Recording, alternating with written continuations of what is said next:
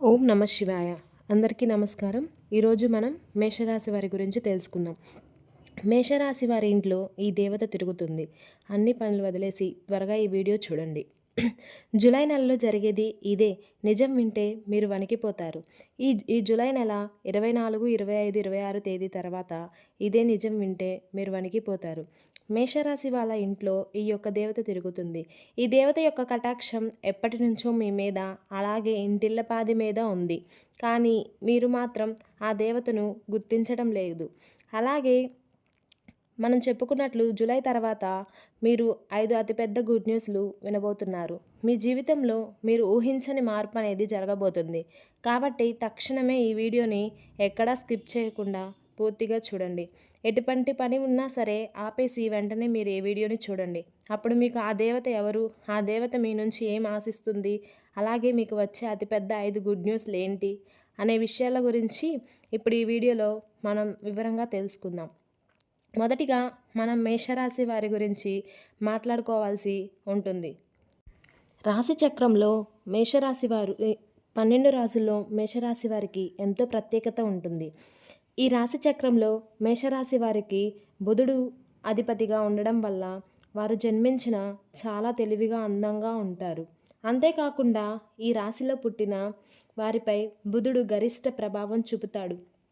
వీరిలో ఉండే మరో అద్భుత లక్షణం ఏమిటంటే ఏ పని లేదా వ్యవహారాన్ని అయినా చక్కగా పూర్తి చేస్తారు. ఎక్కువగా సాంప్రదాయ ఆలోచనలు కలిగి ఉంటారు.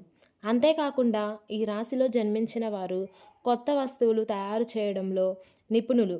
అంతేకాకుండా చాలా సరదాగా ఉంటూ చుట్టుపక్కల వారిని సంతోషపెట్టాలని చూస్తారు. అలాగే మేషరాశి వారు ఎవరైతే ఉన్నారో స్వతహాగా చాలా ఎమోషనల్గా ఉంటారు. వీరు తమ మనసు చెప్పిన మాటే వింటారు. వీరికి మొహమాటం ఎక్కువ. దీని కారణంగా కొన్నిసార్లు ఇబ్బందులు పడతారు. అయితే కష్టపడి పనిచేసే స్వభావం కలవారు ఈ వ్యక్తులు. అలాగే క్రమశిక్షణతో నమ్మకంగా ఉంటారు. వీరు చాలా మృదువుగా మాట్లాడతారు. దీనికి కారణంగా వీరు ఇతర వ్యక్తులను సులభంగా ప్రభావితం చేయవచ్చు. మేషరాశి వారు మంచి ఆకర్షణీయమైనటువంటి రూపాన్ని కలిగి ఉంటారు. చూడడానికి అందంగా ఉండడమే కాదు, ఇతరులపై ఆధారపడడానికి, జీవించడానికి ఇష్టపడరు. స్వేచ్ఛను కోరుకుంటారు. అయినప్పటికీ ఎవ్వరినీ వ్యతిరేకించరు. పరిస్థితులకు తగినట్లుగా తమను తాము మార్చుకునే సత్తా వీరికి ఉంటుంది. జ్యోతిష్య నిపుణులు అంటున్నారు. అలాగే మేషరాశి వారి ఇంట్లో ఎప్పటి నుంచో ఈ దేవత అనుగ్రహం అనేది ఉంది. కానీ మీరు ఆమెను గుర్తించట్లేదు.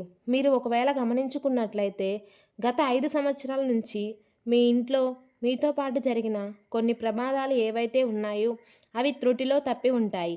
దానికి కారణం ఎవరో కాదు, అది కేవలం ఆ దేవత అనుగ్రహంతోనే మీకు ఈ కరుణ అనేది కలిగి ఉంది. ఎందుకంటే ఆ దేవత ఎల్లప్పుడూ మిమ్మల్ని కాపాడుతూ ఉంటుంది. కాబట్టి మీరు చాలాసార్లు చూసి ఉంటారు, కొన్ని పనులు అస్సలు మిమ్మల్ని కంప్లీట్గా ఇబ్బందులకు గురి చేసే ఉండవచ్చు. మీరు ఈ ప్రమాదాలలో కూడా త్రుటిలో తప్పించుకొని ఉండవచ్చు. ప్రమాదాల నుంచి మీరు చిన్న చిన్న దెబ్బలతో బయటపడుతూ ఉండవచ్చు. ఇవన్నీ ఏంటంటే ఆ దేవత మిమ్మల్ని ఎల్లప్పుడూ సంరక్షిస్తుంది అని అర్థం.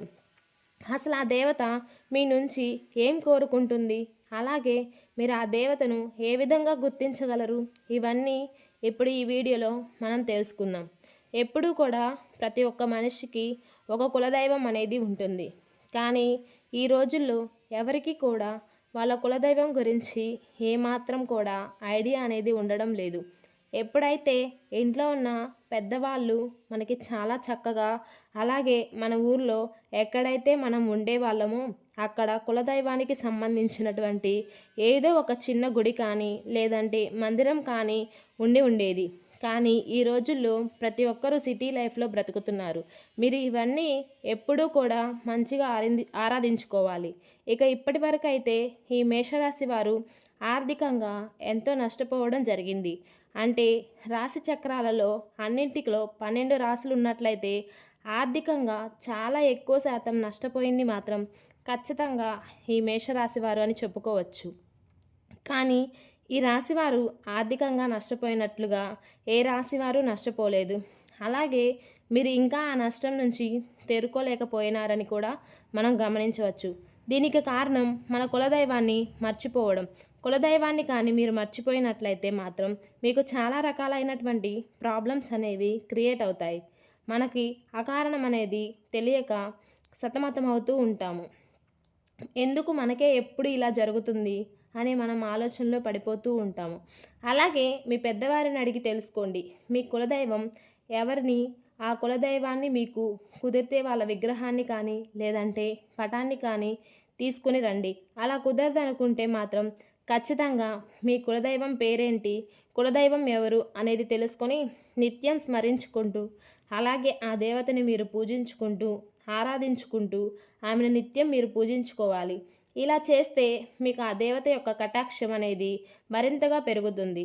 అలాగే మీరు ఇక్కడ చేయవలసిన మరొక పని, ఖచ్చితంగా మీరు కులదైవం గురించి తెలుసుకొని ఒక మంచి రోజు చూసుకొని మీ పెద్దవాళ్ళతో మాట్లాడుకొని మీ కులదైవాన్ని ఇంట్లో ప్రతిష్ఠించుకోవాలి.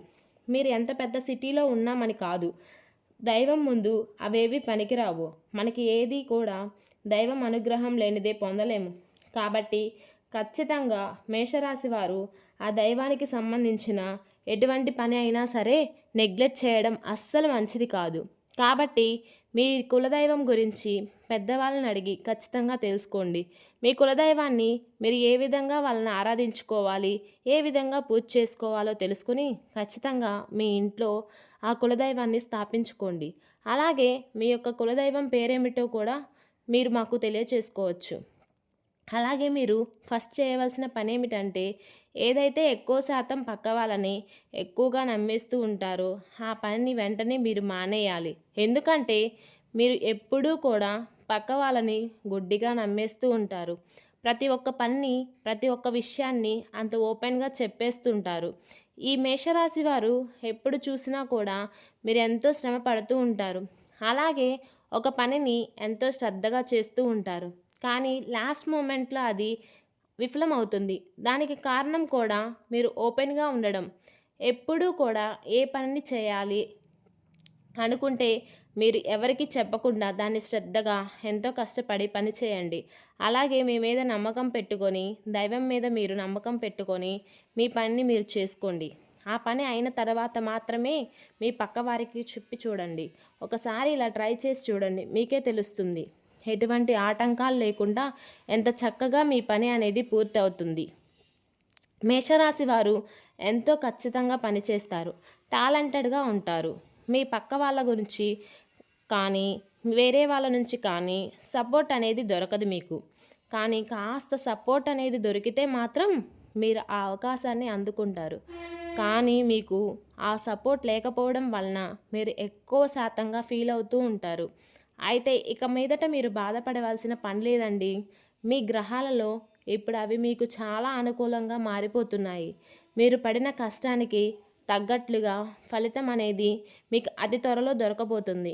ఇప్పటిదాకా మీరు చేసిన మంచి గుణం, మీరు మంచి పనులు మీకు మంచి ఫలితంగా అనేది రాబోతుందండి. ఇక ఇక్కడి నుండి మీరు మీ కర్మఫలాలు మాత్రమే మంచిగా చేస్తారు. అవన్నీ కూడా మీకు తిరిగి రిటర్న్ గిఫ్ట్లా ఇచ్చేలా వస్తున్నాయి. అలాగే ఈ జూలై 24 తర్వాత మీకు రాబోతున్న అతి పెద్ద గుడ్ న్యూస్లు ఏమిటంటే, ఎవరైతే పెళ్ళికి సంబంధించి సంబరాల కోసం ఎదురు చూస్తుంటారో అటువంటి వాళ్ళకి అనుకోకుండా మరింత మంచి సంబంధాలు అయితే కుదురుతాయి. అలాగే జాబ్ కోసం ఎవరైతే ఎదురు చూస్తున్నారో వాళ్ళకి మంచి స్థాయిలో జాబ్ అనేది ఏర్పడుతుంది. ఇక మీరు ఏదైనా ప్రాపర్టీస్ కానీ, ఇల్లు కానీ, వాహనం కానీ కొనాలంటే అవన్నీ కూడా తీరిపోయే సమయం ఆసన్నమైనది. చూశారు కదండి మేషరాశి